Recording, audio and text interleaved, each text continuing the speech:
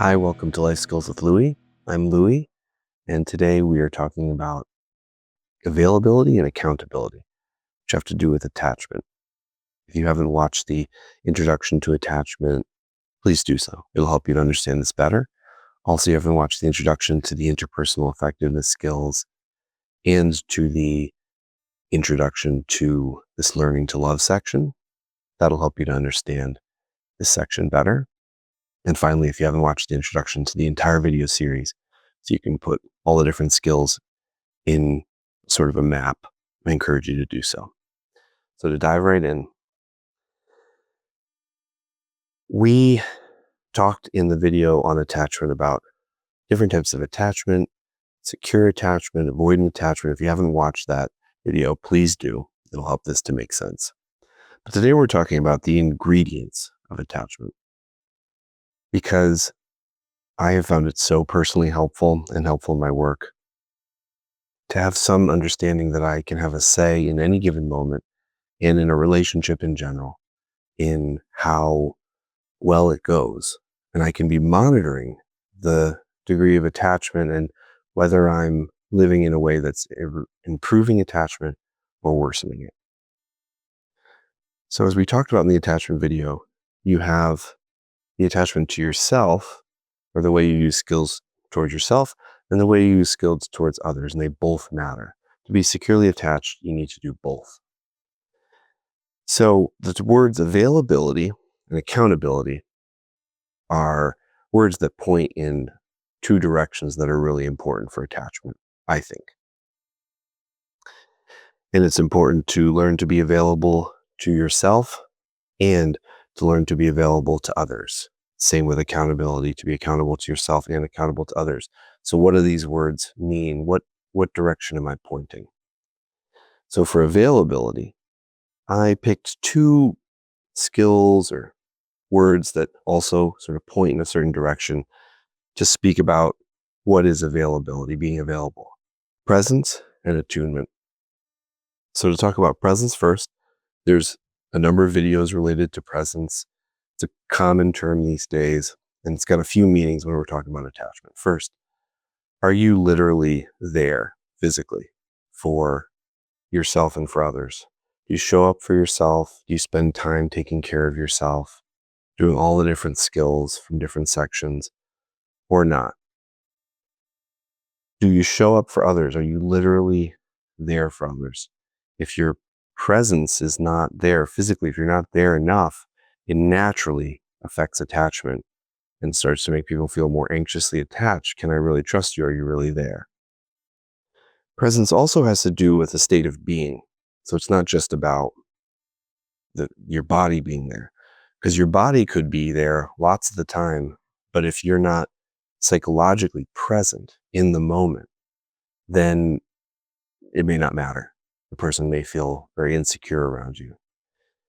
And to practice this has to do with using many of the skills from other sections to bring your attention into your own awareness, and from the learning to love section about bringing your attention to another person.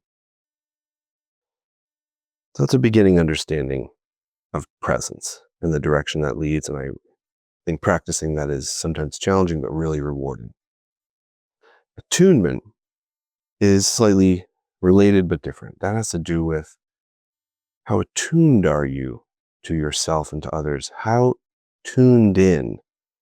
How much are you paying attention to yourself and resonating with your own experience and listening to yourself? And the same thing with others. How much are you attuned to others, paying attention to them? To practice attunement to yourself, mindfulness skills are going to be really helpful. In this video series, that section is called The Being Beyond. To be attuned to others, a lot of the learning to love skills will be helpful, especially the skill mindfulness of others. So practicing attunement and being aware of how present am I to myself and others, how attuned am I to myself and others, can really help you to gauge how you're doing with these attachment skills. Accountability has to do with responsibility and thoughtfulness. At least I think these two words point in a certain direction.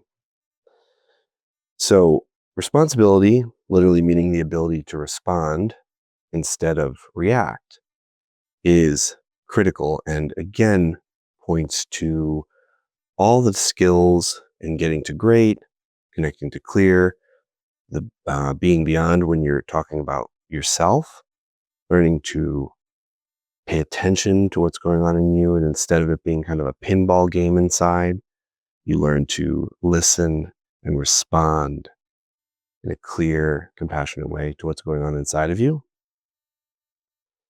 And the ability to respond to others has to do with learning to love skills and whatever other skills that help you with interpersonal relationships so that you can let go of reaction, which is automatic, and have a more conscious, in the moment response to someone. This brings on a certain degree of solidity to who you are. And when I think of these terms, I actually think of Martin Luther King Jr. talking about in the books, The Strength to Love, and just in general in his philosophy, tenderheartedness as like availability, being there, and tough-mindedness related to accountability.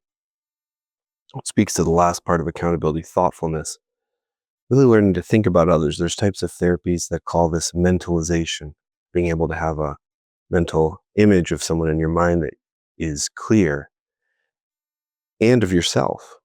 And so learning to think about yourself, and again, the skills can be helpful. The being beyond, the getting to great, the connecting to clear, these could all help with starting to have a certain level of thoughtfulness about yourself, behavioral analysis, missing behavior analysis.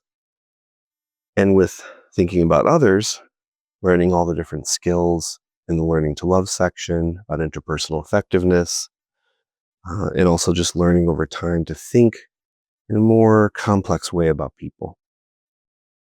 The cognitive restructuring can be really helpful for that, which is within Getting to Great, if you want to check that out. So all of these are ingredients of attachment.